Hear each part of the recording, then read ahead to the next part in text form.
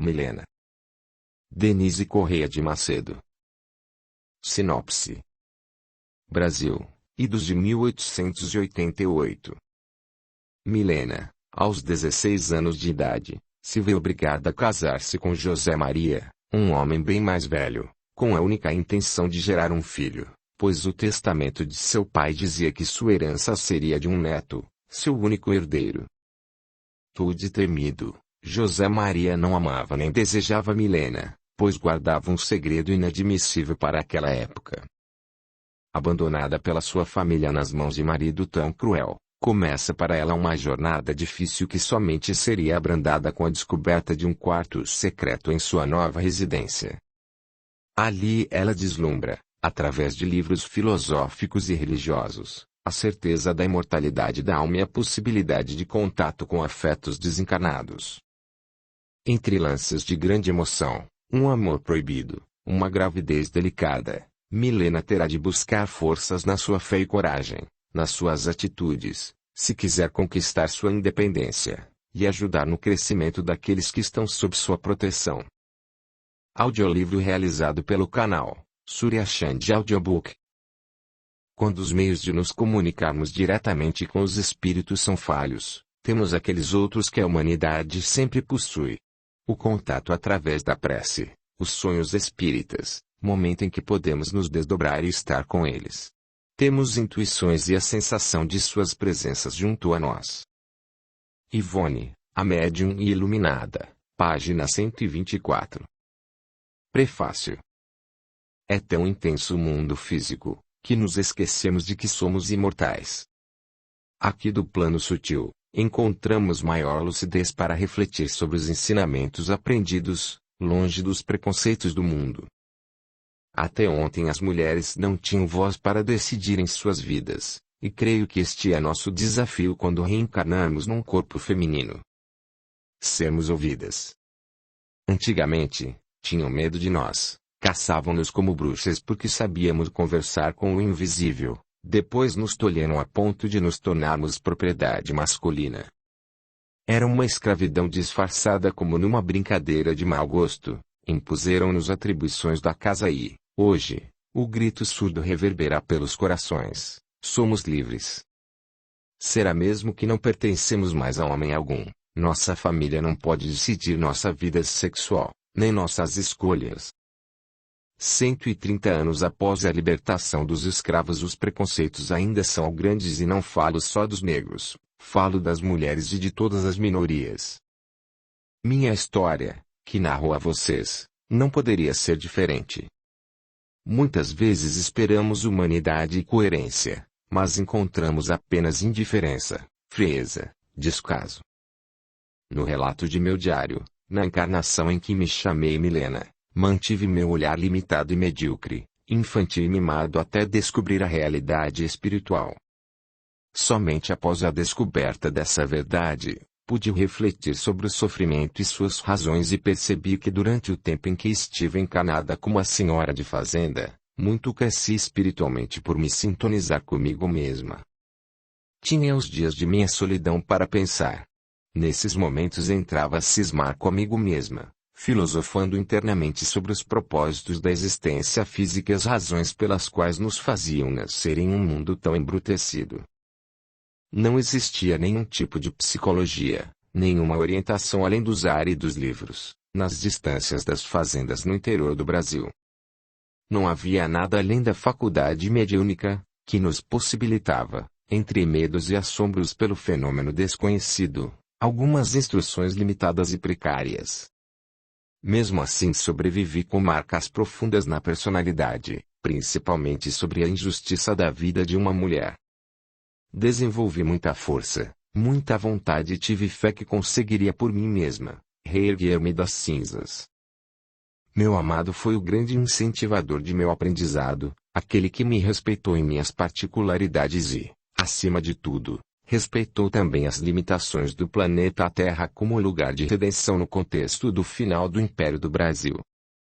Somos hoje, eu e ele, irmãos em ideal. Nosso compromisso com a doutrina dos espíritos nos une e traz a essa obra para registrar como até hoje o mundo continua, disfarçadamente, prezando valores que já deveriam ter caído há mais de 130 anos. Sei que estamos distantes do que dizem os espíritos sobre a evolução e temos caminhado mais tecnologicamente do que moralmente, mas precisamos de muita força de vontade para policiarmos nossos instintos, vencermos a nós mesmos em nosso primitivismo. Achamo-nos orgulhosos do dito mundo civilizado, mas nossos preconceitos são muito velhos.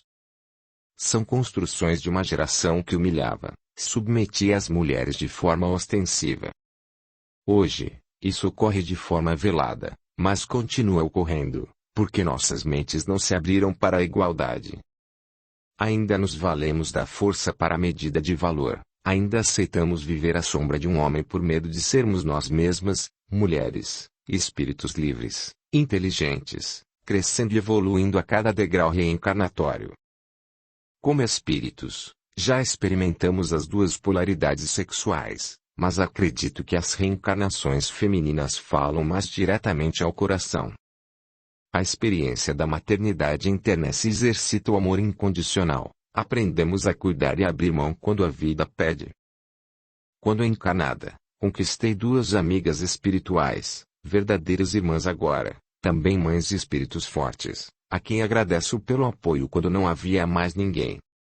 Hoje, estão reencarnadas juntas e eu as sigo de perto no mesmo movimento que fizeram comigo, agora ao contrário. Assim é a vida nos dois planos de ação. Das zonas misteriosas da morte, às vezes, se nos afiguram como apoio alguns antepassados ou amigos caros que deixamos em algum momento para depois reencontrá-los. Irmãos, compreendam essa história como um grito de liberdade, como um clamor por justiça. Mulheres, reflitam sobre si mesmas, a condição em que vivem, os valores que alimentam. Enquanto não houver igualdade, não estaremos em paz com nossas consciências aqui no mundo espiritual, e regressaremos sempre para a Terra com esse compromisso. Milena. Encarnação anterior. Por virtude do axioma segundo o qual todo efeito tem uma causa, tais misérias são efeitos que hão de ter uma causa e, desde que se admita um Deus justo, essa causa também há de ser justa. Ora, ao efeito precedendo sempre a causa, se esta não se encontra na vida atual, há de ser anterior a essa vida, isto é, há de estar numa existência precedente. O Evangelho segundo o Espiritismo, capítulo 5, item 6. O carrinho que me abrigava, puxado por animais pesados, seguia amorosamente, e eu sabia para onde ia, para alguma masmorra da Santa Inquisição. Eu estava na Espanha do século XVI. Em breve, seria morta na fogueira. Não sentia medo, sabia o destino daqueles que mexiam com forças sobrenaturais no mundo obscurecido em que eu vivia. Havia poderes, que eu dominava, incompatíveis com a mentalidade limitada da época. Eu era considerada uma feiticeira. Fui acusada de bruxaria, porque oferecia minhas mãos e a água da cura, porque manipulava ervas, porque conversava com espíritos e lia os semblantes das pessoas como quem lê um livro. Minha mãe me ensinou e, desde pequena aprendi a compreender a vida de uma perspectiva diferente, com uma visão ampliada e, infelizmente, agora proibida. A carroça passou por um bosque meu conhecido, onde eu, minha mãe e nossa tribo de mulheres livres, costumávamos fazer alguns rituais para a lua cheia, onde buscávamos as ervas que cultivávamos para os chás curativos e de onde vinha a força vital para as poções que vendíamos ou doávamos aos que nos procuravam. As receitas estavam no velho livro de minha mãe, que ela chamava de o livro doce. Nós conseguíamos entender as leis naturais que regiam o mundo, conseguíamos captar as forças dos astros, dos elementais e seres dévicos que comandam a natureza. Por um minuto, vi o rosto dela, de minha mãe, em suas vestes sacralizadas pelos rituais, suspensa no ar, dando-me força para ir para onde ela estava, em meu corpo de luz. Quando chegasse a hora, o fogo não poderia me atingir, consumiria apenas o corpo, porque eu sabia como sair da prisão de carne. O solavanco moroso dava-me tempo para pensar, fui rememorando os fatos, não que eu quisesse encontrar culpados, mas queria entender meus sentimentos para morrer em paz. Lembrei-me do rosto da dama Lenita, aquela senhora do castelo, com altos títulos de nobreza, que veio procurar-me, certa vez, em minha modesta cabana, no meio da floresta. Ela veio a cavalo e estava só, mas senti a presença masculina que a escutava. Nenhum homem ousaria desafiar minhas defesas, sem que eu não percebesse. Geralmente, dias antes, percebia as intenções de quem vinha aí, muitas vezes, até mesmo adiantava o que queriam de mim. Lenita era uma mulher leviana, que vivia pelos prazeres do corpo com vários amantes que encontrava em seu meio social repleto de viagens, visitas e regalias. Ela queria uma poção do amor, e estava loucamente apaixonada por um homem, que era cavaleiro de seu marido e que não cedia a seus caprichos de sedução. Tinha usado decotes, deixado entrever suas intenções por sorrisos provocantes e, até mesmo, forçara situações para estar sozinha com o bravo cavaleiro, mas ele, altivo e orgulhoso de si mesmo, retribuía com desdém e isso tinha ferido seu brio de mulher. Por várias vezes, ela tinha agido assim com outros homens que cediam sempre, mas este, parecia-lhe insensível, de gelo. Concordei com o trabalho, embora soubesse que esse tipo de atração sexual mal resolvida não gera bom karma para quem o manipula. Pedi-lhe que esperasse a lua nova e depois viesse buscar o elixir para ser ministrado em 3 vezes, na bebida ou comida. Alertei que aconteceria o tão esperado encontro amoroso, mas que, talvez, as consequências fossem desastrosas. Ela logo pensou em gravidez e disse que tomaria precauções. Assim foi feito e refeito. Manipulei os instrumentos ao meu alcance, pedi permissão à grande-mãe, esperei o horário certo da lua e escolhi as ervas como minha mãe descrevera em seu livro. O cheiro do preparado não era bom, mas faria efeito com profunda eficiência. Homens são presas fáceis para esse tipo de manipulação, sempre cedendo aos instintos animalizados e baixos do corpo, sempre imprevidentes com sua força etérica. No tempo marcado, a jovem dama veio procurar-me aflita. Havia uma complicação. Seu amado informava aos amigos mais chegados que viajaria sem data para voltar. O elixir do amor teria de ser usado de uma vez só, naquela mesma noite. Eu não deveria ter aceitado que ela usasse o elixir daquela maneira, mas deixei para sua livre escolha. Eu já havia explicado como funcionaria. Uma bolsa com moedas de ouro foi entregue em minhas mãos e o trato foi feito. Ela disse: se der certo, de onde veio esse ouro, virá mais. Quero muitos amores. Eu não precisava de ouro, mas sempre é bom ter garantias para o futuro. Cedi. 3 luas cheias depois ela retornou, com outro pedido. Queria um amuleto de proteção.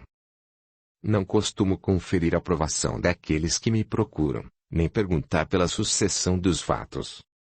Aceitei o novo trabalho, sem questionar e ia fornecer mais uma vez os prazos e detalhes, quando Lenita começou a chorar e desabafou.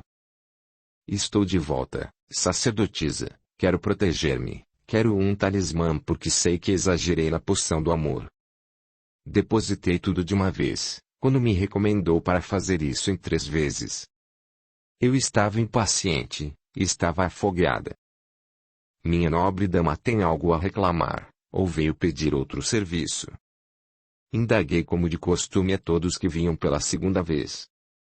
Não vim reclamar, claro que não, fui eu que pedi e o elixir do amor funcionou perfeitamente. Leôncio cedeu e estivemos juntos, mas como a senhora mesma alertou, não pude prever as consequências. Ele não viajou como tinha dito e anunciado. Ficou preso a mim e agora não me deixa em paz, ameaçando contar tudo ao meu marido José Maria, desgraçar minha reputação e a sorte de meus filhos. Quer fugir comigo? Naquela mesma noite, consegui que viesse ao meu castelo, recebi-o em aposentos privados.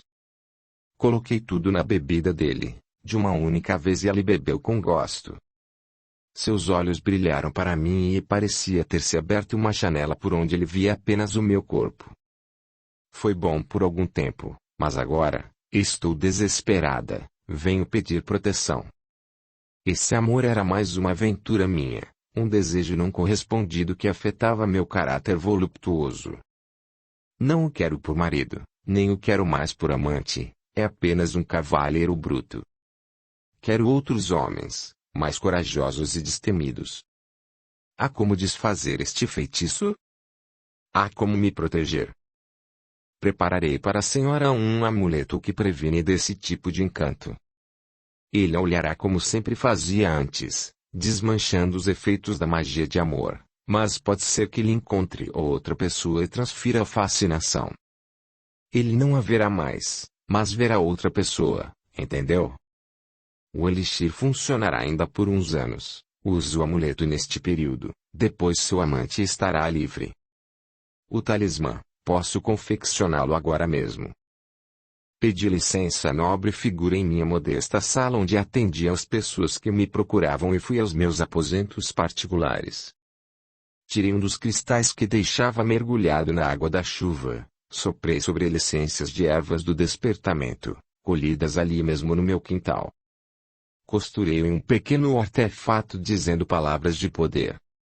Ele era bem discreto e deveria ser colocado dentro do decote de uma dama ou no bolso de um cavalheiro. Retornei com o pequeno artefato e ofereci-o dizendo: esconda-o no decote, sempre que precisar ver a pessoa que bebeu o elixir, ou prendo em um cordão sempre próximo ao corpo. Ele não mais a verá com desejo, pode ser que a despreze, que a ignore ou que a evite. Poderá ficar perturbado por um tempo, mas logo transferirá para outra pessoa a fascinação. A dama me olhou com os olhos cheios de esperança. Com certeza sua vida tinha se tornado uma mistura de fugas e anseios. Ela era vítima do próprio desejo incontrolado. Mais uma bolsa de moedas de ouro surgiu em minhas mãos, como recompensa. Os tempos estavam se tornando mais difíceis a cada ano. As perseguições aos que conheciam os segredos do invisível eram evidentes, e eu não tinha garantias de quanto tempo eu poderia morar ali no bosque em que minha mãe havia morado, nem se teria como exercer meus conhecimentos de cura, clarividência e confecção de objetos mágicos por muito tempo.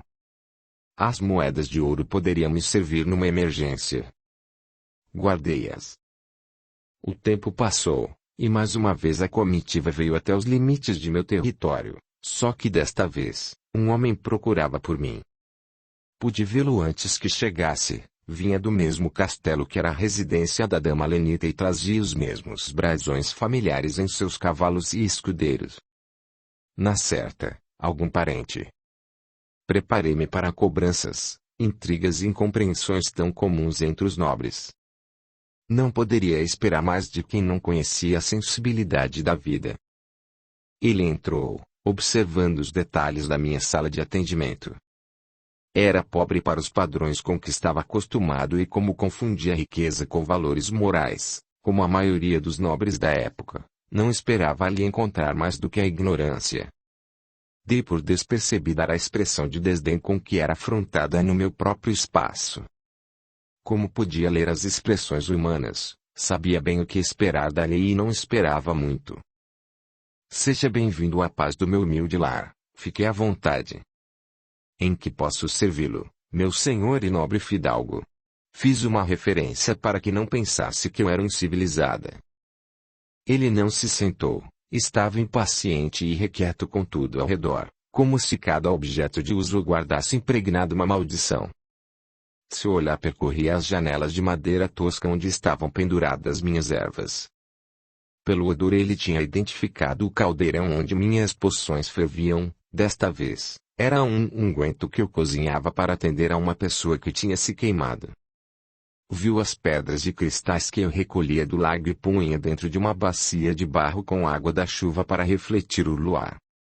Pelo seu incômodo vi que não gostou de nada meu, ou antes, estranhou que eu vivesse tão precariamente e ao mesmo tempo em profunda paz interna e conexão com o todo.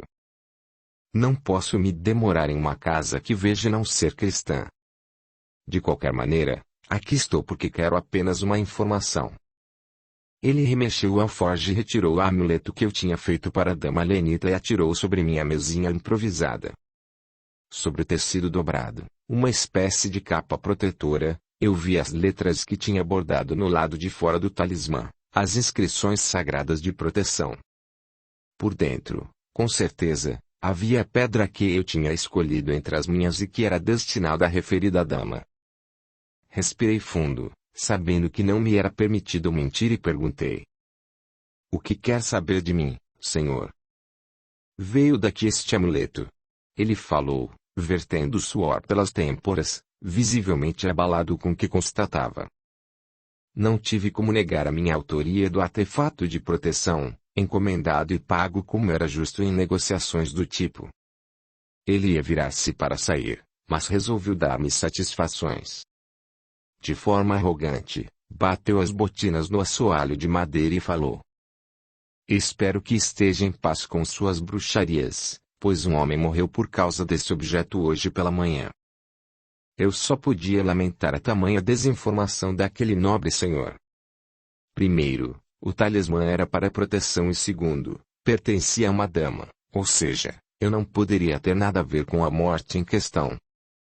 Não respondi, reunia mentalmente meu poder para pedir que o saísse de forma que ele não percebesse. Pus-me de pé e tenho certeza de que parecia maior do que era, devido à evocação que fazia. Ele não conseguiu encarar-me, pois sentia a força que saía de mim. Ele continuou falando enquanto se encaminhava para a porta de saída. Meu principal cavaleiro pulou da janela atado a um lençol, o corpo ficou pendurado, exposto e visível numa das paredes do meu castelo. Ele alegava que me amava. Queria-me, cercava-me, sugeria sem escrúpulos ou pudor. Um homem amar outro homem? Enlouquecia junto dele que me tentava. Minha mulher nos encontrou juntos, eu cedi ao pecado. Fui pedir-lhe desculpas e conversei com ela. Entre soluços ela me deu este amuleto e disse para eu usar que ele pararia de me procurar. Torturei-a por 2 dias, ela estava cheia do demônio, mas descobri como conseguiu esta peça de bruxaria, abrindo meu castelo para o pecado. Agora, mantenho-a presa no quarto. Enquanto grita por perdão, penso em como me livrar dela. A alma de Leôncio me persegue, aquele suicida. Vejo-o, ouço-a me chamar para o além. Somente a Santa Inquisição porá fim aos demônios e às bruxas. Quando a senhora e seus amuletos queimarem na fogueira, estarei livre. Segui-o de perto enquanto ouvia e descobri a minha parcela de responsabilidade naquela história.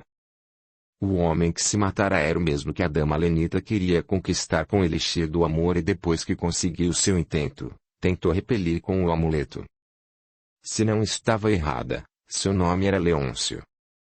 Aquele que ali estava reclamando e acusando meus atos como bruxaria deveria ser seu marido, o castelão José Maria de Entorno, senhor de todas aquelas terras, menos da floresta que minha família habitava havia 3 gerações. Ele era um fanático católico que usava o domínio, o massacre e a subjugação em nome da fé. Calei todos os meus argumentos porque não seriam suficientes. Quando ele saiu de minha frente, tomando a liteira que o conduziria de volta, busquei os alforjes de ouro que tinha recebido como pagamento por aquele trabalho que me desgraçou, subi em meu cavalo e segui por um atalho rumo ao castelo. Às vezes, ia até lá vender algumas ervas. Enquanto o cavalo trotava por uma trilha, olhei para trás e vi que minha casa estava em chamas.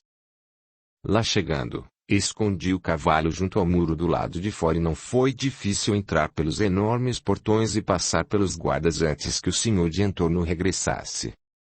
Misturei-me aos criados, indaguei pela senhora do castelo. Afirmei que tinha ordens para aliviar suas dores e fui, imediatamente, conduzida à sua prisão improvisada em um quarto de dormir. Ao ver-me ela titubeou. Estranhou que eu estivesse entrado com conhecimento de seu marido, mas manteve a farsa, pedindo privacidade. Sozinha com ela, consegui soltá-la das amarras de cordas com minhas habilidades conquistadas por longos anos, vivendo sozinha na mata. Estendi-lhe os pesos de ouro e disse a ela: Minha senhora, vim alertar-lhe. Seu marido e Castelão está como louco em busca de um culpado para os próprios crimes de luxúria. Ele irá matar a senhora. Será melhor uma fuga, enquanto há tempo. Sinto-me envolvida com o seu destino, porque me buscou para auxílio. Tenho respeito a toda a mulher como minha irmã e sei dar conta de meus atos a Deus. Troquemos de roupas, há um cavalo escondido entre as folhagens próximo ao muro do castelo, será fácil encontrá-lo. Tome-o, use o dinheiro que me deu e, com seus anéis de nobreza para identificar-lhe, pode chegar à corte, busque seus parentes. Lenita me olhou com profundo agradecimento, trocou comigo de roupas e fiquei à mercê do senhor do castelo. Sabia que ele destruíra minha humilde casa na floresta para onde eu não poderia voltar e que ele me entregaria à Santa Inquisição, mas, antes não ousaria fazer nada comigo, por medo dos meus poderes, que eram considerados e comentados pelo povo da região. A carroça balançou ao passar em um buraco e a roda travou. Despertei de meu devaneio. Adentrávamos os pórticos da cidade. Por certo, eu seria encarcerada para sempre ou, de alguma forma, julgada por meus atos de bruxaria, em pouco tempo seria lançada na fogueira. Se naquele mundo eu não poderia viver segundo minhas crenças, eu não queria viver naquele mundo. Eu acreditava que a doce mensagem do Cristo estava sendo conspurcada, corrompida e adulterada por aqueles homens de batina que se arvoravam em defensores da santa fé cristã. Enquanto a carroça não seguia, vi que um homem de capuz veio até as grades que me separavam da liberdade e pensei que iria debochar, cuspir ou me xingar, mas esse não era um homem comum, era um jovem discípulo. Ele conversou comigo, em linguagem familiar, dando-me confiança. Senhora sacerdotisa, eu a saúdo como saúdo o sol e a lua, por quem é como sábia, pela soberania do Espírito e de Deus. As forças da natureza se rendem ao seu poder, se não se considera culpada, pode seguir seu caminho na paz do Criador, como bem sabe. Meu viajor, que conhece as leis e os mistérios de Deus e a utilização da inteligência humana, da força e da vontade, sabe e fala bem, os grilhões não me oferecem obstáculo, nem os homens para quem criaria uma ilusão qualquer. Mas pergunto-me se valeria a pena viver num mundo onde a escuridão e a ignorância apagam lentamente a sabedoria antiga. Ele descobriu o rosto e pude vê-lo entre as grades. Tinha um rosto bonito e os olhos claros, com brilho idealista. Sereno em seu semblante, modesto e até mesmo, pareceu-me casto, porque havia alguns monges que faziam votos desse tipo. Acontece, senhora sacerdotisa, que neste exato momento, Deus enviou-me como emissário para lembrar-lhe de seu poder, porque precisamos de seus conhecimentos. Estamos formando um grupo para viagem distante, subindo a montanha, em recolhimento eremita. Se você quer a vida ao ar livre, a fome por companheira e não suporta ficar sem ver a luz do sol dentro das grades de um calabouço, junte-se a nós. Queremos aprender, carece-nos uma instrutora. Pensei por alguns instantes o que poderia ensinar a ele. A leitura das estrelas, as ervas curativas, o poder da criação mental, as evocações aos elementais, o princípio de causa e efeito. Sim, eu gostaria de deixar esse conhecimento com alguém que pudesse entendê-lo. Amigo iniciante do caminho, você é tão jovem, o brilho do ideal está em seus olhos. Será com prazer que ensinarei o que minha mãe me legou fazendo-me sacerdotisa do lago. O que tenho a perder? As terras sagradas de onde tirava minhas ervas santas plantadas por gerações de minha família e onde morei até o dia de ontem, foram tomadas pelo castelão que me acusou ao santo ofício. Há injustiça e iniquidade no mundo agora, e não me rendem o respeito pelos meus votos. Pensava em seguir para a morte e para a fogueira sem resistência, mas as suas palavras me deram esperança de que ainda haja alguns poucos dispostos a guardar esse segredo.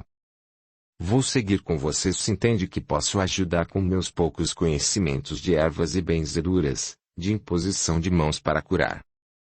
Diga-me seu nome, meu jovem. Chamam-me Augusto César.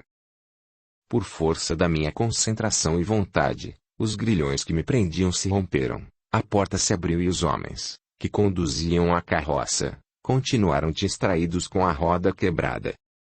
Sumimos os dois como sombras entre o nevoeiro que cobria a entrada da cidade, mas não pude escapar da justiça de Deus. Para ver todas as partes de um audiolivro, entre no canal e clique em playlist ou vídeos. Capítulo 1. O professor. Espíritas, amai-vos, eis o primeiro ensinamento. Instruí-vos, eis o segundo. O Evangelho segundo o Espiritismo, capítulo 6, item 5. Vou relatar esta minha encarnação, quero descrevê-la como num diário que começa com minha mocidade. Na verdade, eu era apenas uma criança saída do domínio dos pais, diretamente às mãos de um marido, que não me amava. Vou começar pelo dia mais feliz de que me lembro. É um bom começo a felicidade. Dia de reencontro daquele espírito que me acompanhou de perto, salvando-me de mim mesma.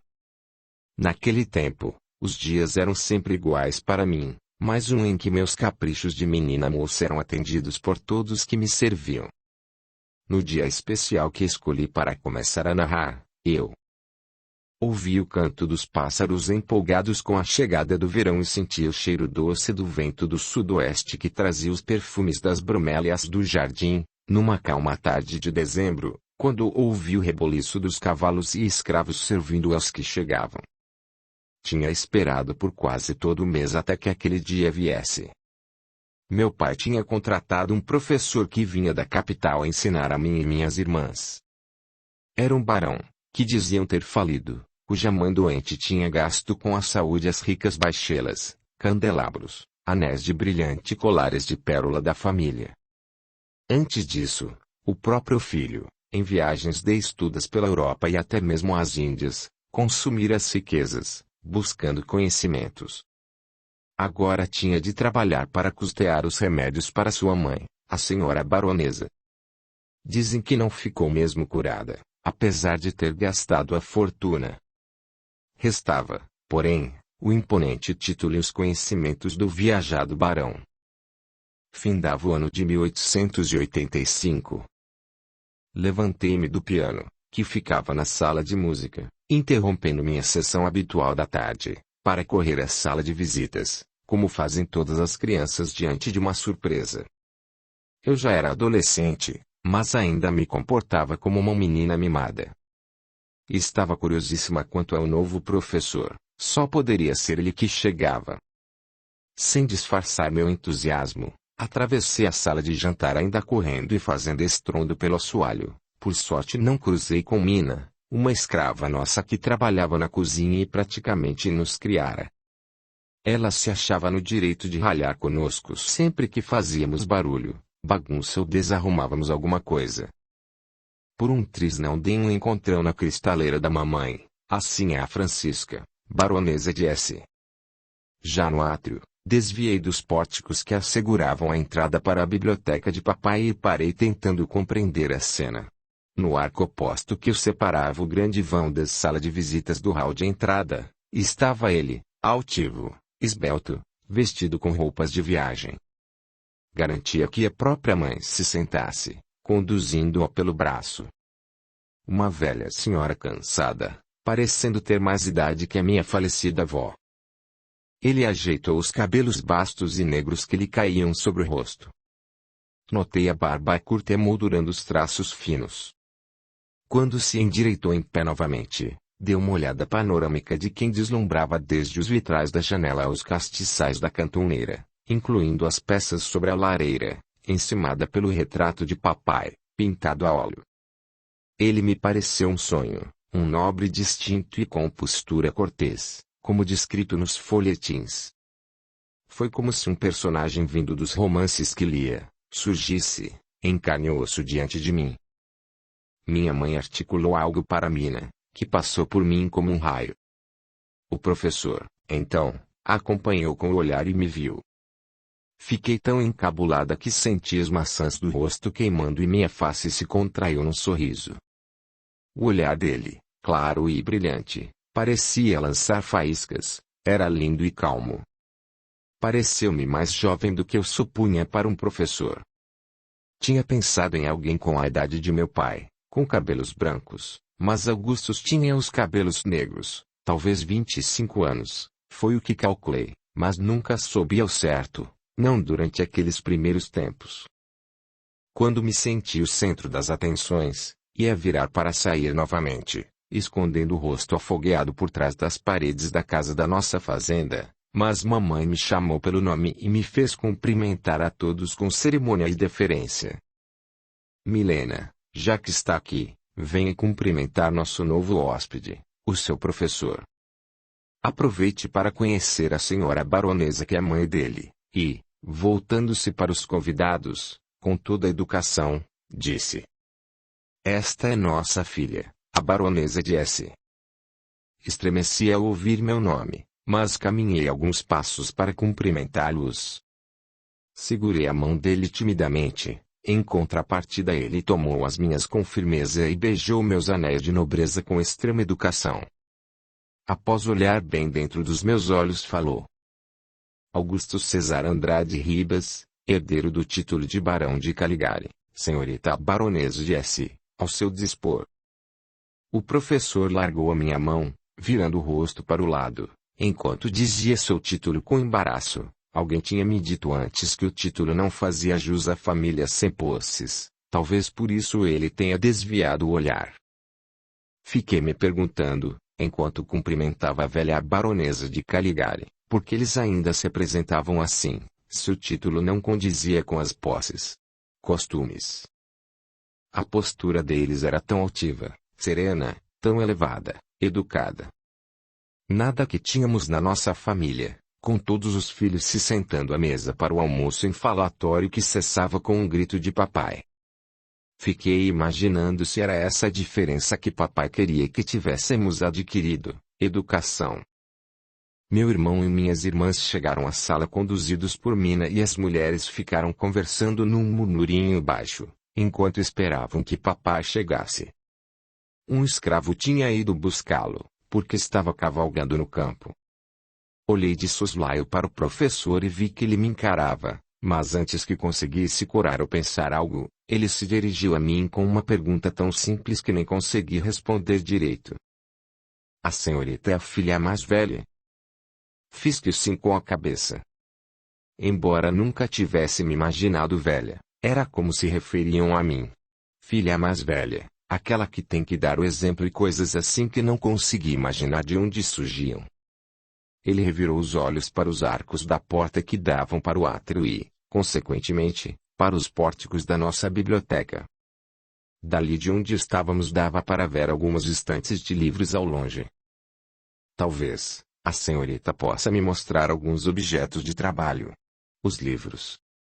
Primeiro lecionarei a senhorita, depois as suas irmãs, que são menores e analfabetas ainda. Seu irmão, creio que seguirá para a Europa, assim que tiver idade. Imaginei que ele estivesse brincando e, por um tempo, fiquei sem entender o que dizia. Tinha viajado por dias e mal tinha chegado. Os escravos precisariam dele para ajeitar as arcas com os pertences na ala azul, designada aos empregados da casa, como a nossa governanta Claire, e ele, empolgado, perguntando por livros. Seus olhos brilhavam querendo adivinhar as riquezas da biblioteca. Meneava a cabeça para vê-los, completamente alheio à conversa das senhoras. Para os meus 16 anos, 5 meses e algumas dezenas de livros lidos apenas, não poderia supor o que lia a alma. Livros.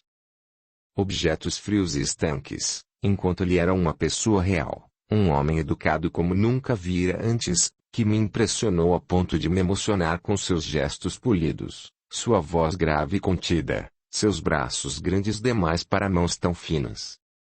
Ele era tão encantador e diferente. Tinha causado um choque em meu coração quase infantil. Respondi que sim, faria a gentileza de levá-lo pela minha biblioteca mostrando objeto de estudo e nosso material de trabalho. Era eu que deveria procurar me instruir, mas não me importava com isso até aquele dia. A partir de então e por causa dele, passaria a gostar mesmo do que ele propunha como estudo. carisma. Levantei-me, sem dizer uma palavra, e ele, aproveitando minha aprovação, se explicou à minha mãe enquanto passamos à biblioteca. Depois, falou com a mãe dela que não se demorasse, porque ficaria tarde para o retorno. Ele pretendia instalá-la na casa de uns primos que moravam na cidade próxima. Senti o contato das mãos firmes que me tomavam o braço para me conduzir à maneira mesmo de uma dama que se deixa levar pelos salões, e já me imaginava a tal dama, quando rapidamente chegamos. Quisera que papai tivesse construído a nossa biblioteca bem longe, só para ter o prazer de caminhar com ele, mas chegamos e não tinha outra desculpa para mantê-lo junto a mim. A senhorita já leu pelo menos alguns desses romances.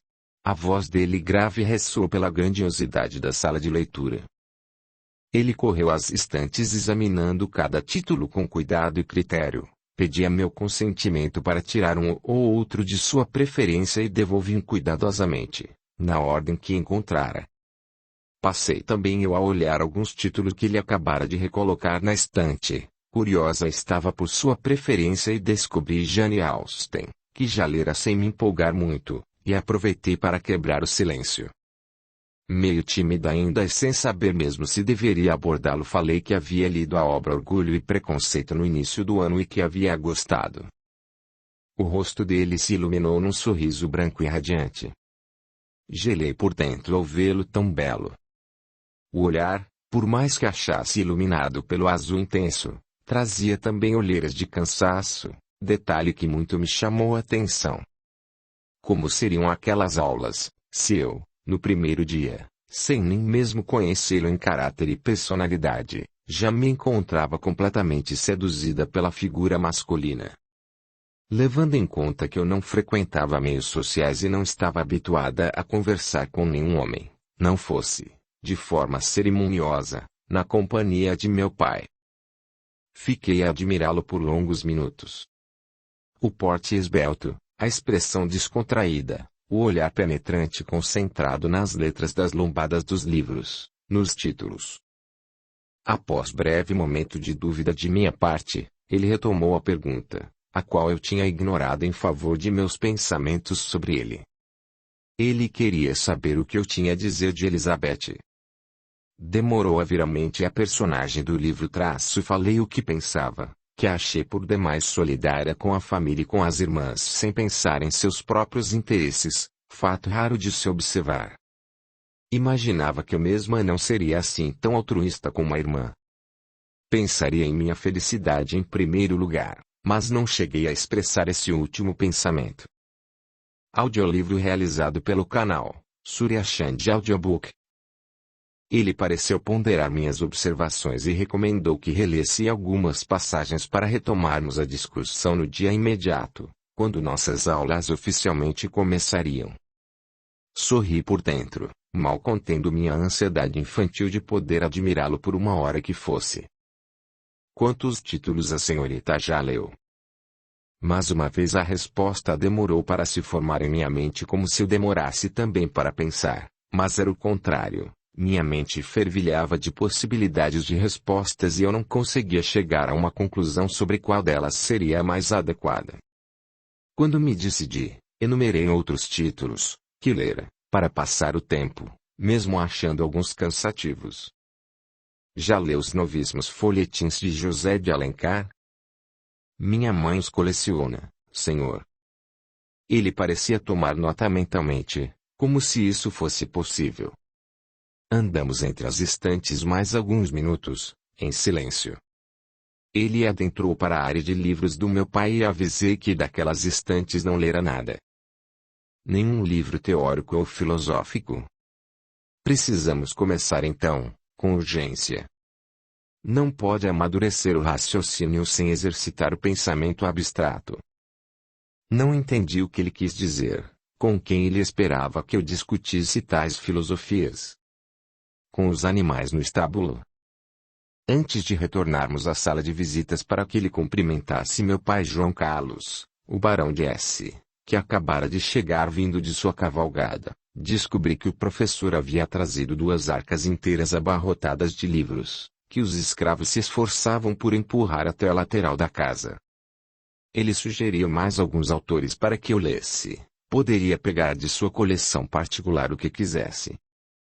Estava enganada sobre os livros. Representavam justamente a oportunidade de refletir sobre o caráter e a personalidade do nosso hóspede e meu professor, sem levantar suspeitas para minha infantil admiração pelo sexo masculino, que se me apresentava na figura dele. Relembrando esses acontecimentos, posso perceber como eu era tímida e imatura aos 16 anos de idade. Meus olhos deslumbrados viam no mundo um colorido de aventura, uma aura de glamour ou romance comum aos que estão na primavera da vida. Não conhecia adversidades, crises, problemas.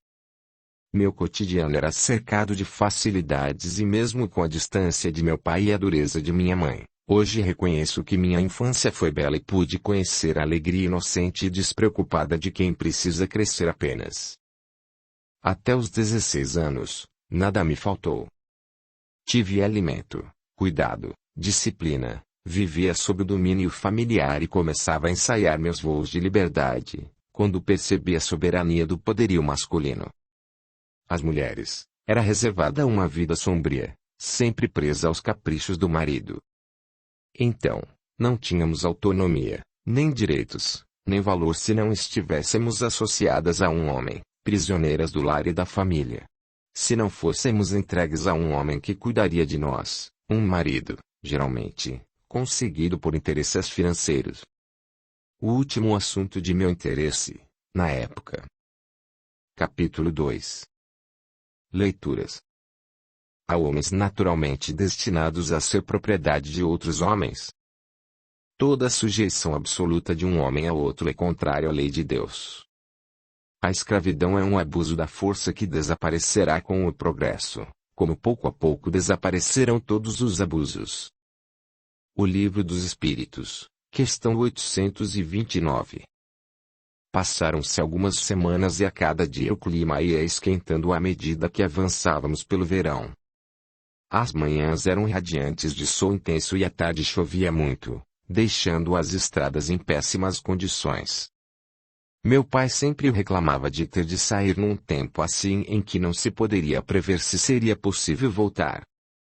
Para mim, o barulho da chuva e das goteiras no assoalho era como um incentivo às leituras e ao sossego do quarto. Empolgava-me cada vez mais com os livros e, certa noite, fiquei lendo à luz de vela e só parei de ler quando Mina, sentindo o cheiro de vela ou vendo a penumbra pela porta, adentrou meu quarto. Ela já se levantava para o trabalho. Foi um susto vê-la como um fantasma ao lado da cama. Nada percebi do barulho de sua entrada. Ela me tomou Castro Alves e fechou de uma vez. Perdi a página que estava lendo e lamentei por isso. Sobreveio uma série de reprimendas sobre o fogo nos reposteiros. Ela nem se deu conta de que eu lia um libertário, morando num sistema escravocrata, que ela não poderia entender bem, mas sentia na pele. Não disse nada sobre o autor, nem sobre o professor, mandante do meu crime, ler até tarde. O livro foi fechado com estrondo e a vela assoprada, mas a suave claridade da manhã já se fazia no horizonte, então, adormeci enquanto o dia surgia aos poucos, total novidade para mim, que nunca tinha virado a madrugada acordada. No dia imediato, perdi o horário da aula que teve de ser adiada porque eu não conseguia me levantar. Minhas irmãs recebiam as primeiras noções sobre letras e números, mais cedo, depois era o meu horário de aula, por eu ser mais velha 4 anos. Mina foi dizer ao professor que eu me atrasara. Quando acordei, ela veio me contar da conversa que tivera com o senhor professor, quando dei por mim, que o tinha deixado esperando, levantei de um pulo. A negra emendou que não adiantava mais, ele já tinha ido para a biblioteca improvisada que criaram para ele num dos quartos que Claire fazia de depósito de coisas sem uso. Esperta e ladina, Mina notou que eu me encabulara por deixá-lo esperando. Tomei o desejum rapidamente, pegando da bandeja que Mina trouxera. Um copo de suco e uma torrada. Troquei minha camisola por um vestido, que ela me ajudou a vestir e que minha mãe mandara fazer para mim, e desci as escadas para procurá-lo na área azul. Mina desceu atrás de mim falando e gesticulando, como sempre. Eu não ouvia nada. Tinha criado um recurso para quando falavam comigo e não queria ouvir. Prestava atenção à natureza. Ao longe um galo atrasado cantou. 2 bem-te-vis disputavam seu treinado característico sobre os laranjais. Quem precisava dos conselhos de uma escrava? O professor me esperava no salão de música como pude constatar ao descer as escadas. Ele olhou para o carrilhão que marcava 10 horas. Nossa aula deveria ter começado às 9 e seguiu-se uma ligeira advertência, tão polida quanto possível. A senhorita se atrasou? O que houve? Não se sente bem? Percebi que deveria ter prestado atenção às tagarelices de Mina. Ela talvez tivesse inventado algo para livrar minha culpa. Consegui responder engasgando nas palavras, por estar nervosa. Detive-me na leitura até tarde, senhor professor. Não terá problema se protelarmos a aula. Eu não indagara. Em meu pensamento ainda egoísta e mimado supunha que ele fosse um serviçal como tantos outros que ocupavam a área azul. Como meu pai o tinha contratado, ele deveria acatar-me, sendo barão ou não. Não posso concordar. Tomaremos a aula de hoje no sábado próximo no mesmo horário. Não fique mais acordada para ler, pode fazer mal aos seus olhos. Leitura somente enquanto há luz do sol. Fiquei encabuladíssima, pálida e sem ação. Mina chegou a rir, ou eu supus algum sorriso em seus lábios arroxeados, o que me indignou por dentro. Minhas ordens não eram contrariadas assim por aquele professor. Reclamaria a meu pai. No sábado, tinha combinado com minhas irmãs de passearmos pela propriedade a cavalo. Engoli a raiva, o sorriso de Mina, o olhar altivo e sereno de Augustus. Recompus minha aparente calma para jurar a mim mesmo que um dia o veria desesperado, descomposto, enraivecido por alguma razão, assim como tiraria aquele sorriso de eu avisei do rosto de Mina. Enquanto eu confabulava comigo mesmo as minhas revoltas internas, ele voltou a falar. Já que a senhorita perdeu a noite, vamos pensar que não foi em vão. O que lia? Castro Alves, como recomendado, senhor. Respondi entre os dentes. Ele sorriu e andou até o canto da sala como se pensasse. Apoiou as mãos no espaldar da janela e, por alguns momentos, admirou a paisagem que nos circundava. Esta foi a minha impressão. Havia negros no pátio e no paiol para preparar o local do armazenamento da colheita, outros cuidavam do jardim. Negras corriam apressadas pela sala. Ao longe, nas plantações de café, muitos outros escravos, todos trabalhavam duro, enfrentando o sol, para que pudéssemos desfrutar da sala fresca, enquanto estudávamos Castro Alves. Como ainda temos tempo, vamos aproveitar a sua leitura. Certamente, entre os poemas havia um intitulado O Navio Negreiro. Como ele tinha se interessado pelo que li, me empolguei. Afirmei que sim, que era perfeito em métrica e rima, que passava até mesmo o ritmo com o qual eu tinha imaginado as ondas batendo no casco do navio, sibilando. Estamos em pleno mar. Quando criança, tinha viajado com meus pais de navio e me lembrava exatamente do barulho do mar. Ele ignorou a análise superficial que fiz e passou a discorrer sobre justiça e liberdade. Não estávamos no horário da aula, ele deixou bem clara a sua posição. Apenas ali, conversávamos como amigos. Ele falava cheio de idealismo em nome dos seres humanos que eram explorados pelos senhores de terra, exatamente, como nos outros países onde estivera. Esta era a principal queixa de Castro Alves. O professor falou com voz impostada. Os escravos em breve serão extintos no Brasil. O que vivemos aqui, a estabilidade, tudo em que se apoiam as atividades financeiras desta fazenda está fadado à mudança muito em breve. Outro braço de trabalho deverá ser contratado por um salário justo, já que nenhum senhor se sente confortável em pagar as mesmas pessoas pelo trabalho que obtinha de graça. Tempo é chegado de pensarmos como será. A libertação é uma realidade iminente em outros países. Argumentei, timidamente, em contrário. Pensava, como a maioria das pessoas de minha época, na crença absurda difundida entre os brancos, que negro não tinha alma, por isso poderia ser explorado.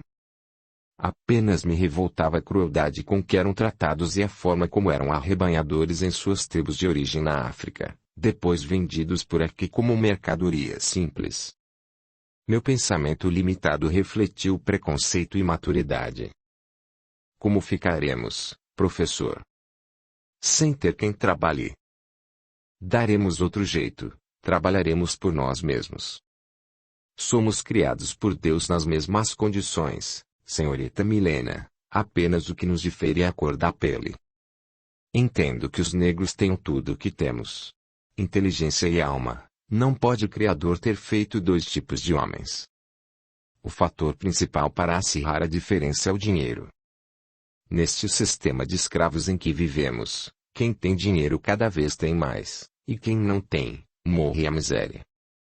Já viajei o mundo, conheci homens negros e brancos, amarelos e vermelhos. Todos com as mesmas mazelas e dores e constatei que diferem apenas nos potenciais de cada um. Minhas limitações provindas da falta de vivência se tornavam evidentes. Não consegui imaginar outra situação em que homens negros não fossem escravos. Por que temos essa diferença, então, se não foi Deus quem os criou para serem escravos? Deus criou os homens, senhorita. Os homens fizeram escravos. Ele disse essa frase algo triste, impondo, após suas palavras, o silêncio reflexivo. Pensei por longos minutos na situação como um todo e em mim mesma. De que me adiantava minha liberdade de branca, se ninguém a respeitaria? Estaria sempre subordinada à vontade de um homem. Isso me colocava na mesma condição dos escravos, menos os trabalhos forçados, mas seria forçada a parir filhos, mesmo se não quisesse. Não poderia escolher meu casamento, não poderia nunca ter liberdade. Senti imensa solidariedade com os negros e concluí. É maldade o que fazemos com eles. Crueldade. Com famílias inteiras, por gerações. Foi o que ele disse, algo indignado, flexionando as palavras com emoção. Mas Deus é justo. Contrapus, ainda sem entender a parte de Deus, que toma conta de tudo. Soberanamente justo, o professor usava de extrema paciência comigo. Como fica isso? Não entendo. Minha pergunta ficou no ar por um tempo longo, como se Augustus decidisse se valia a pena enveredar por um caminho mais complexo ou não. Como se ele pensasse se poderia revelar um segredo. Finalmente, respondeu, encerrando nossa conversa. Vou deixar que a senhorita pense um pouco sobre isso, sobre essa pergunta que me fez. Quem sabe uma das escravas não possa dar um parecer. Vi que a senhorita considera os conselhos de Mina. Pergunte a ela sobre Deus e justiça. Não tive outro jeito senão procurar por Mina em um horário em que pudesse conversar com ela, em que estivéssemos a sós. Engoli a raiva que sentia de ver aquele rosto negro com cara de superioridade por ter me avisado para descer no horário da aula. Nada tinha aprendido com a reflexão que o professor propunha. Encontrei a oportunidade ideal no dia seguinte, quando ela entrou no meu quarto com a bandeja do lanche, fui abordando-a abertamente, pois sabia que ela seria sincera comigo. O que acha da sua própria situação, Mina? Digo por você ser uma escrava. Ela respondeu primeiro com um muxoxo e deu de ombros, depois abriu um sorriso. Sou grata aos seus pais, nunca me bateram e gosto das sinhazinhas, da senhorita, principalmente, a quem amamentei. Mas não acha injustiça ficar sem sua liberdade? Trabalhar forçado? Retirando lições de sua sabedoria de vida, do sofrimento e das restrições a que estava resignada, falou. Deus sabe o que faz. Ela entrou exatamente na questão que me martirizava a alma. Se Deus é justo, como permite uma injustiça dessas? Não poderia fazer essa pergunta de cunho filosófico, mas entendia que Mina possuía a sabedoria de seu povo. Resolvi apertar um pouco mais, para ver se as respostas dela chegariam ao que o professor havia sugerido que eu soubesse, ou pensasse, ou refletisse sobre. Lembrei-me das cenas marcantes de minha infância, quando percebera que meu irmão Colasso, Teco, filho dela, tinha morrido sob a sanha assassina dos capatazes de minha fazenda. Indaguei a Mina. Mesmo pensando em Teco, meu irmão Colasso. O que sente sobre isso, Mina? Minha filha, esquece isso. Ele já renasceu, e está entre os brancos numa vida melhor. É livre. Ah? Renasceu? Como você sabe disso? Levei um choque com essa revelação. Fiquei estarrecida com a notícia de renascimento. Nunca tinha estudado sobre a reencarnação. Para mim existia apenas o paraíso eterno ou as penas eternas. Conceitos como inferno e céu, apregoados pela Igreja Católica que minha mãe frequentava. Em princípio, fiquei curiosa, depois pensei que aquilo era uma enorme blasfêmia, uma invenção dos negros para consolar o coração partido de uma mãe que perdera um filho. Só podia ser fruto de muita ignorância. Ela arrematou. Religião dos antigos, do meu povo. Não posso falar com a Sinhazinha, seu pai não ia gostar. No mesmo impulso de curiosidade, saí do quarto e desci.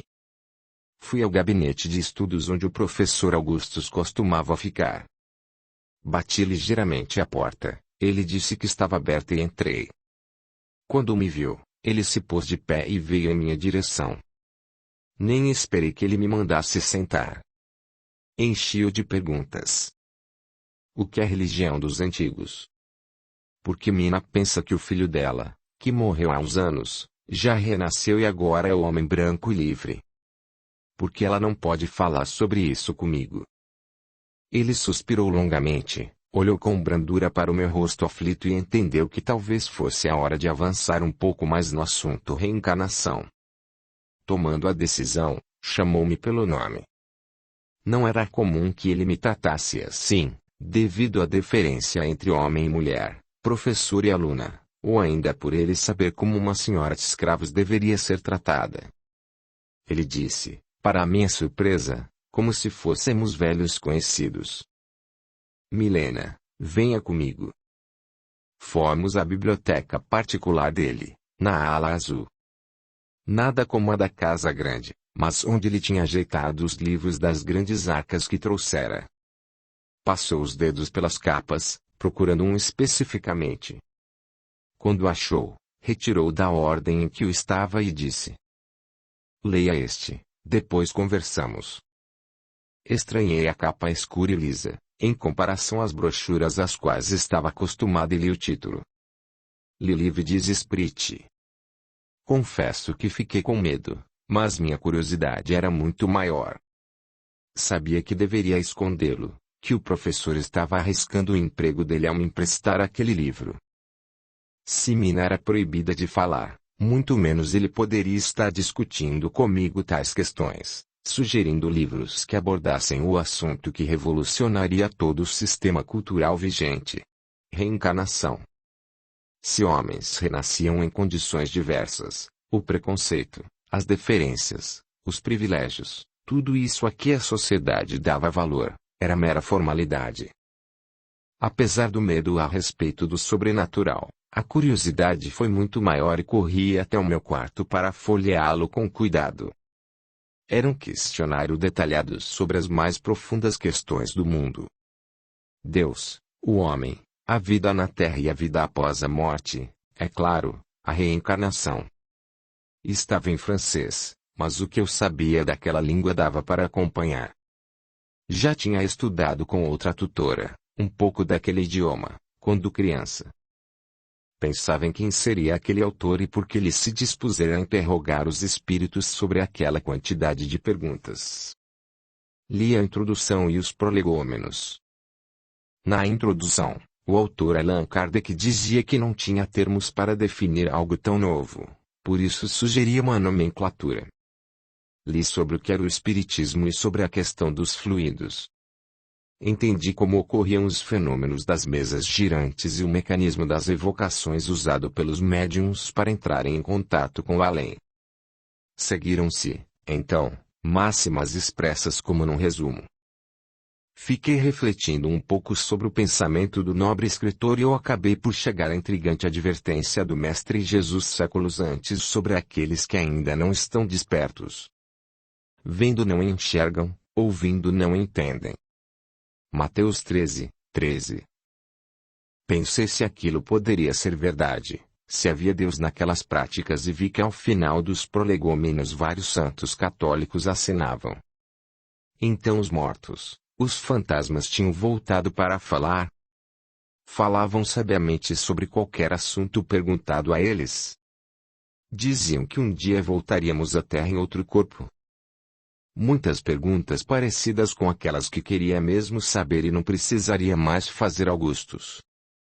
Não consegui chegar a nenhuma conclusão, nem se acreditava naquilo tudo. Aquele livro mexia com as minhas convicções, clareava uma perspectiva nunca antes pensada por mim. Então, poderíamos renascer como homens ou como mulheres, como negros ou como brancos.